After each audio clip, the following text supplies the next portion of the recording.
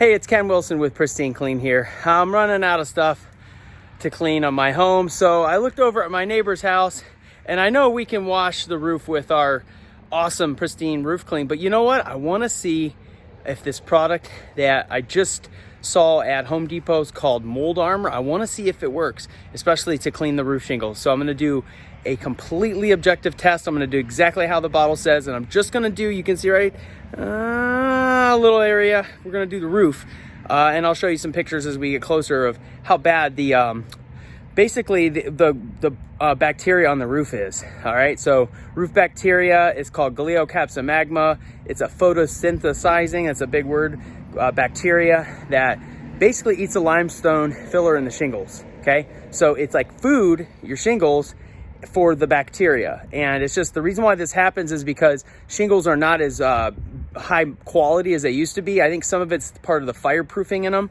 but also they're just not as much petroleum in shingles, and so they have this propensity to basically get this bacteria on them. That's why you see those black streaks on the north and east faces of roofs. That's because of the Gliocapsa growing on the roof. But I'm going to get over there and we're going to get working.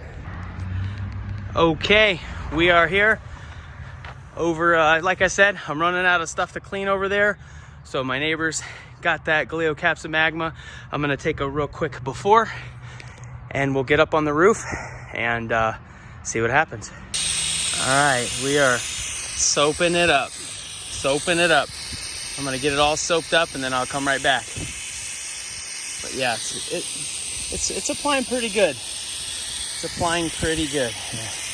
I'm gonna have to move the ladder a teeny bit, but I got about 15-20 foot of spray I'm getting. The other thing is they have gutter guards, so sometimes you're gonna have some overspill. That's just gonna be part of the gig.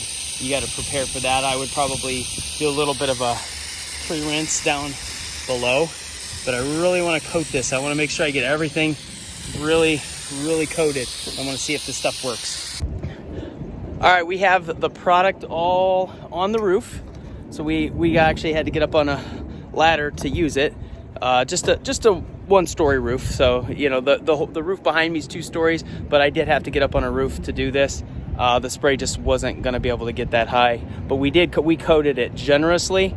So we are gonna really see if this stuff works or not. So yeah, we're gonna let it sit for a little while, let it dwell, let it do its thing, and then we'll do a rinse.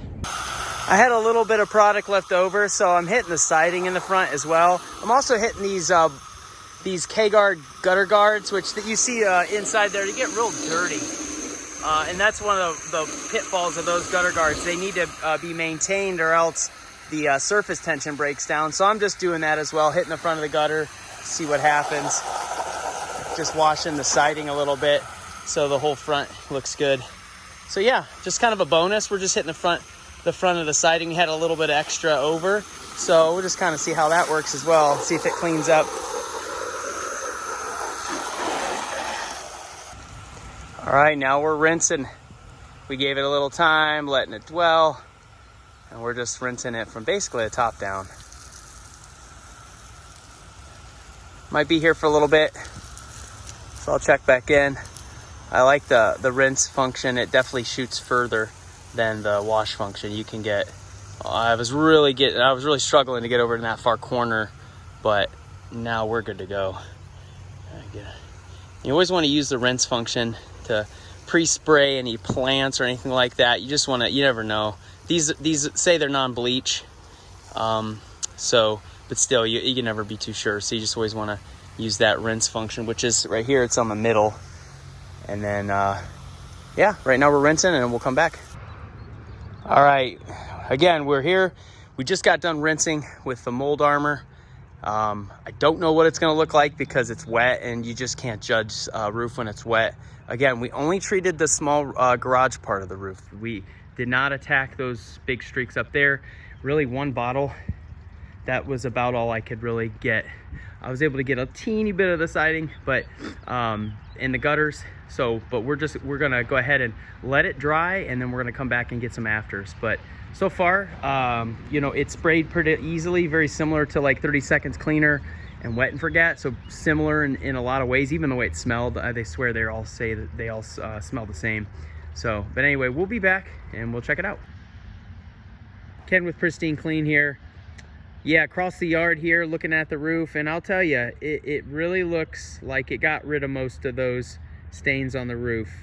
There might be a few, that could be leaving the water just drying, but generally speaking, you can see the streaks on the top, but a lot of them on the bottom are gone or almost gone.